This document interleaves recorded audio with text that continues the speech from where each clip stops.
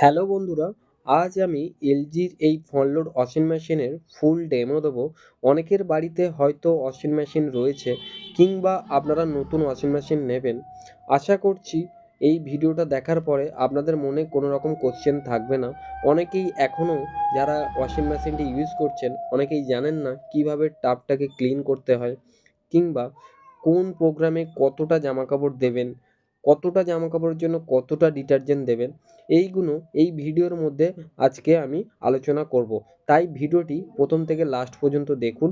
আর যদি ভিডিওটি ভালো লেগে থাকে তাহলে আমার ভিডিওতে একটু লাইক শেয়ার জামাকাপড় কমেন্ট দেবেন, করতে চেষ্টা ভুলবেন না। করবেন এই স্টিলের মধ্যে রাখার জামাকাপড়গুলো যেন না বাইরে থাকে। আর জামাকাপড় এই এতটা হাইট পর্যন্ত দিতে পারবেন, ওপরে একটুখানি গ্যাপ রাখতে হবে আপনাকে, ঠিক আছে? এটা হচ্ছে ডিটারজেন্টের জায়গা। ফার্স্ট কম্পার্টমেন্টে হচ্ছে এখানে ডিটারজেন্ট নেবেন। ফার্স্ট লিকুইড হোক পাউডার হোক, তবে লিকুইডটা ইউজ করা ওয়াশিং মেশিনের জন্য ভালো। সেকেন্ডটা হচ্ছে সফটনারের জায়গা, কম্ফোর্ট হয়ে গেল, লিকুইড ডেটাল হয়ে গেল, এই ধরনের কোনো আইটেম থাকলে সেকেন্ডটা দেবেন। আর এই থার্ডটা হচ্ছে প্রি ওয়াশের জন্য। যদি আপনি প্রি ওয়াশ বলতে প্রোগ্রামগুলোতে একবার ওয়াশ হবে, আরও একবার যদি এক্সট্রাভাবে ওয়াশ করতে চান তখন এখানেও ডিটারজেন্ট দিতে হবে, এখানেও ডিটারজেন্ট দিতে হবে। এবার প্রি ওয়াশটা আমি আসছি, যখন দেখাবো বুঝতে পারবেন। ফার্স্ট হচ্ছে এটা হচ্ছে পাওয়ার সুইচ, পাওয়ারটাকে অন করবেন, পাওয়ার অন হয়ে গেল। এবার ডায়ালটাকে আপনি ডান দিক বাঁ দিক দুদিকেই ঘোরাতে পারেন। প্রথমে আসছি কটন। কটনের হলো আপনার সুতির জামা কাপড় থাকলে আপনি কটন ইউজ করবেন, ঠিক আছে? কটন লার্জ হচ্ছে কটনের বড় আইটেম, বেডশিট, পর্দা, জিন্স এই ধরনের আইটেম থাকলে আপনি কটন লার্জে ইউজ করবেন। হ্যাঁ, কটন লার্জের মধ্যেই করবেন। হ্যাঁ, জিন্সের প্যান্ট ইউজ করতে পারেন। যখন হ্যাঁ, ইউজ করা যাবে। যখন বড় আইটেম থাকবে শুধু বড় আইটেম দেবেন, বড় আইটেমের সাথে কোনো ছোটো আইটেম মিক্সড করবেন না। মিক্সটা হচ্ছে মিক্স জামাকাপড়, মানে সিনথেটিক সুতির মিক্স বলা হচ্ছে, মানে বড় ছোটো মিক্স না এখানে কিন্তু। নেক্সট হচ্ছে ইজি কেয়ার। ইজি কেয়ারটা হচ্ছে ডেলি রোজকার জামাকাপড় যেগুলো কাজ হয় সেইগুলো হচ্ছে ইজি কেয়ারে আসবে। বেবি কেয়ার হচ্ছে বাচ্চাদের জামাকাপড়, ঠিক আছে? নেক্সট হচ্ছে rinse plus spin. Rinse plus spin বলতে আপনি ধরো হাতে কেচেছেন, মেশিনের মধ্যে চাইছেন আপনি শুধু ধুতে প্লাস ড্রাই করতে, সেক্ষেত্রে রিন্স প্লাস স্পিনে কাচতে পারেন।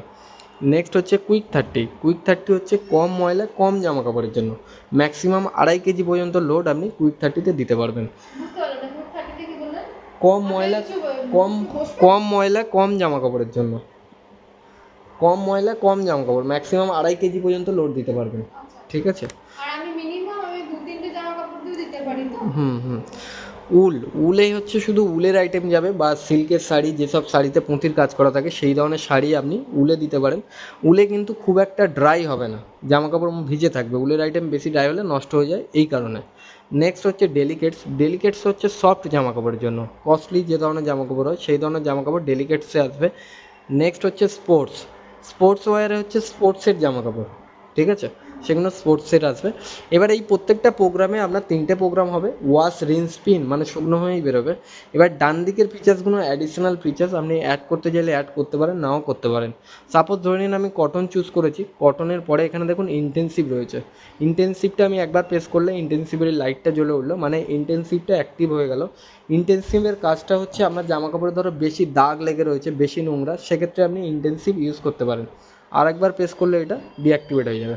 এবার যেটা বলছিলাম প্রি ওয়াশ, এই প্রোগ্রামে একবার করে ওয়াশ হচ্ছে, আপনি চাইছেন আরও এক্সট্রা একবার ওয়াশ করতে, সেক্ষেত্রে প্রি ওয়াশটা অ্যাক্টিভ করলে প্রি ওয়াশ অ্যাক্টিভ হয়ে যাবে। সেক্ষেত্রে আপনাকে এই দুটো কম্পার্টমেন্টেই ডিটারজেন্ট দিতে হবে, প্রথম আর থার্ড, ঠিক আছে? ফের প্রি ওয়াশটা একবার প্রেস করলে